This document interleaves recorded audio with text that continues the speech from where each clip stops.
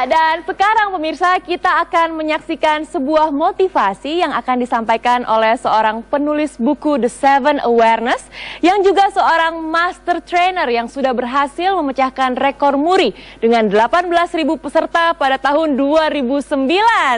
Wow! Dan langsung saja kita sambut bersama Nanang Qasim Yusuf.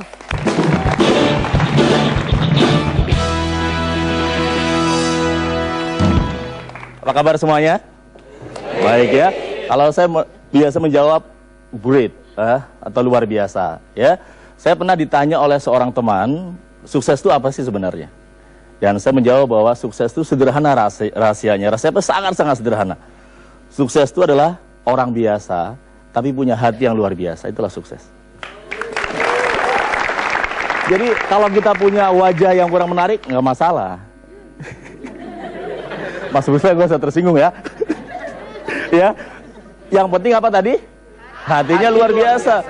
Ya, saya pernah bertemu orang yang punya penghasilan satu hari 1 miliar. Coba bayangkan dulu, mimpi dulu satu hari 1 miliar. Bayangin kalau punya duit 1 miliar buat apa tuh?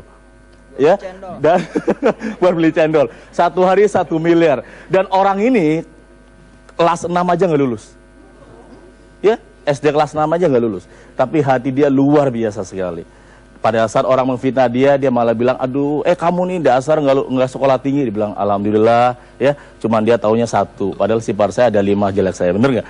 Ya, pada saat, kamu nih malas, dia nggak marah. Tapi dia bilang, alhamdulillah dia tahu cuman sifat jelek saya 1. Padahal ada berapa?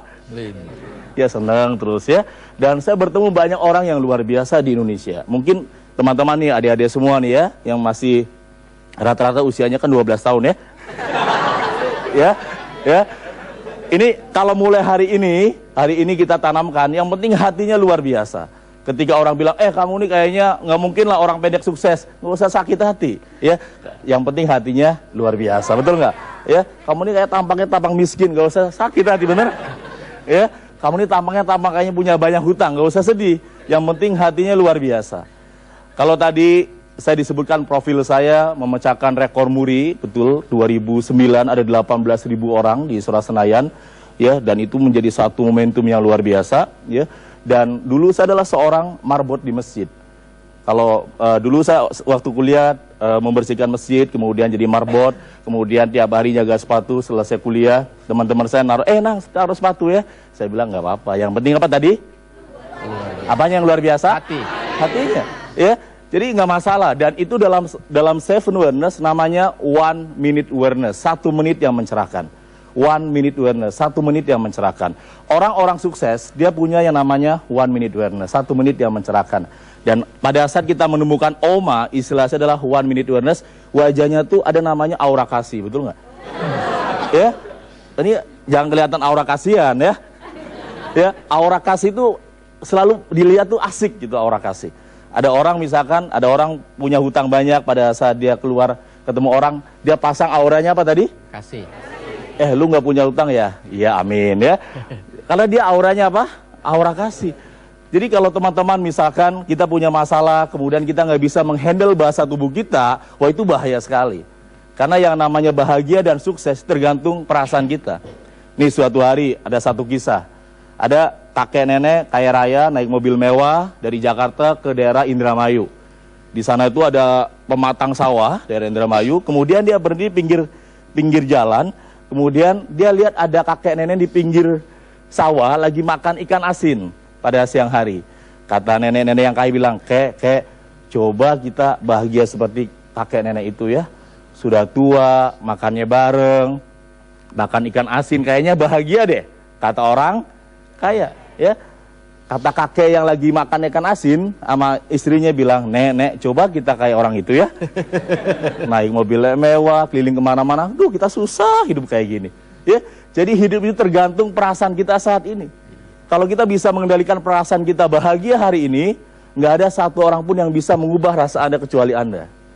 Jadi hari ini kalau Anda bahagia itu luar biasa. Dan itu namanya 1 minute awareness, 1 menit yang mencerahkan. Orang sukses dimanapun pasti punya yang namanya titik balik atau OMA, 1 minute awareness. Saya ingat dulu ketika saya masih SMA, saya pulang dari sekolah, kemudian dengan 3 teman saya. Di jalan saya berpapasan dengan seorang bapak yang dia sedang narik beca, kemudian dia tutup mukanya pakai slayer, lalu slayer ya.